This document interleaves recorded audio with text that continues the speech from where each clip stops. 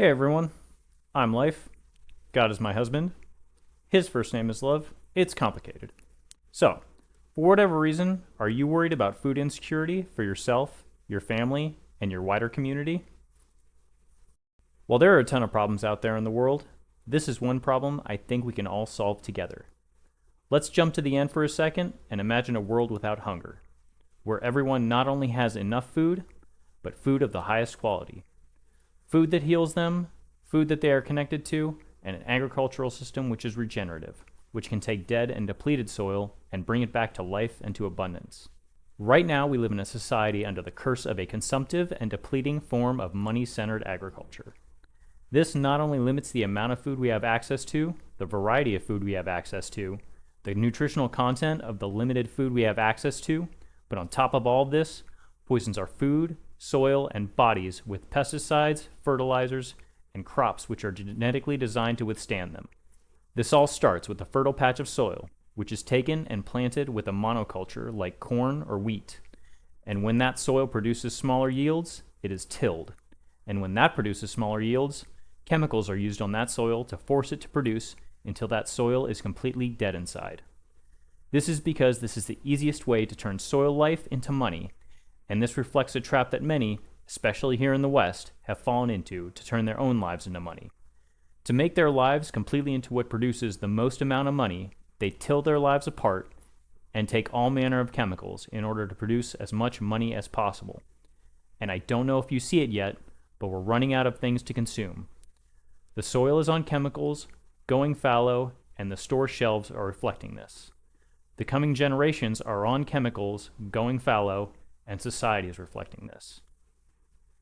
We need to reject the money-centered thinking that put us here and let regeneration back into our food, our lives, our families, and our communities. There's so far we can go with regenerative agriculture. In its highest form, the concept of a permacultured food forest is basically the Garden of Eden minus one or two trees. We can talk about no-till gardening, we can talk about collecting rainwater and using gray water, we can talk about passive rainwater retentive earth structures, we can talk about perennial foods, native plants, nurseries, and greenhouses. We can talk about using chickens to turn weeds and food waste into high-quality soil and eggs. We can talk about worms and black soldier flies. We can talk about so many awesome things, but that's not where to start this. But we need to start somewhere. And just like everything else that grows, take this one step at a time. Now, if this is striking a chord with you and you find the need to get this going yesterday, by all means, feel free to start wherever you want and go as hard as you want. I've left lots of links in the description below filled with tons of great ideas to start implementing. That said, please don't forget, we're dealing with things that grow, and enjoying the beauty of that process may well be the whole point. So don't lose sight of that for the sake of production and efficiency. With that in mind, I've given this a good deal of thought, and if you're still interested, I think I've come up with a template of sorts for a solid and easy place to start all of this. Alright, so the first thing you'll want to do is start a composting system. This is where you'll be creating gardening soil from waste. This is the easiest and most reasonable place I can think of to begin regenerative agriculture, as soil is your foundation and composting can take several months. You'll need green nitrogen-rich material and brown carbon-rich material, as well as something to contain them. Green materials include fruit and vegetable scraps, eggshells, grass clippings, used coffee grounds, things like that. Some nitrogen-rich materials to avoid adding to your compost include pet waste, meat scraps, whole eggs, bones, dairy products, fats, citrus fruits such as limes and oranges, and alliums such as onions and garlics. Brown materials include mulch, dried leaves, shredded cardboard, and brown paper bags. For the container, basically you're looking to keep large amounts of biomass together to retain heat and moisture, but also have access to open air. This can take many forms, and it can be made out of all kinds of things. For example, chicken wire or hardware cloth can be formed into cylinders, or 4 heat-treated wood pallets can be nailed together. I've even used tote bins, and right now I'm using 5-gallon Home Depot buckets to compost in my balcony. Then, starting with the layer of mulch, alternate between green material and brown material.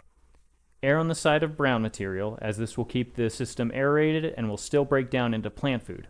But adding too much waste and not enough mulch can reduce air access, and will cause the system to go anaerobic and create compounds that are harmful to plants.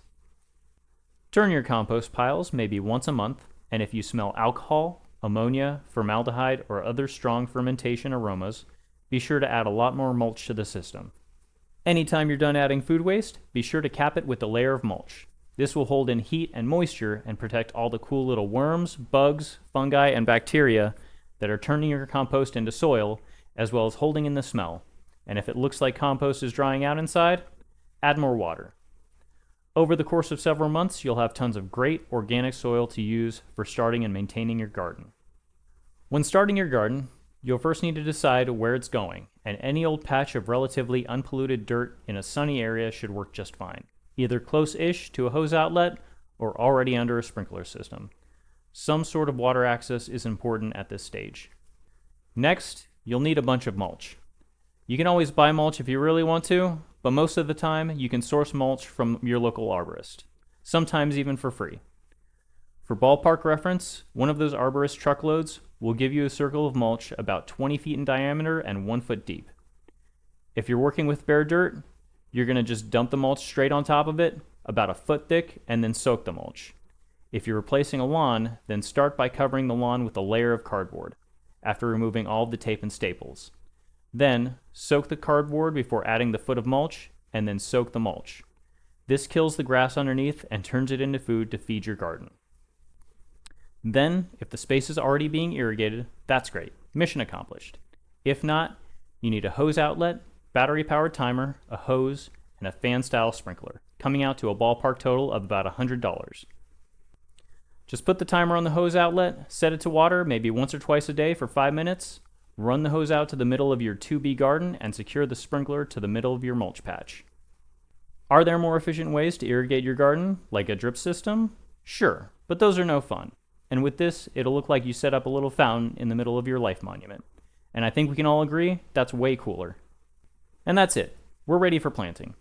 So what kinds of foods are we planting in this garden patch? That's right, everything. This may be the easiest, cheapest, and coolest form of gardening. All you need to do is save and plant everything which might grow, which you were already going to throw out anyway. Just save the seeds from all of your fruit, berries, melon, squash, whatever. And it doesn't just need to be seeds. Old potatoes that are growing eyes, cuttings, rhizomes, the base of green onions, old sweet potatoes, see what works. Maybe even set aside a few dried beans, legumes, corn, whatever, that you were already buying. Then just plant them in your garden patch wherever you feel like.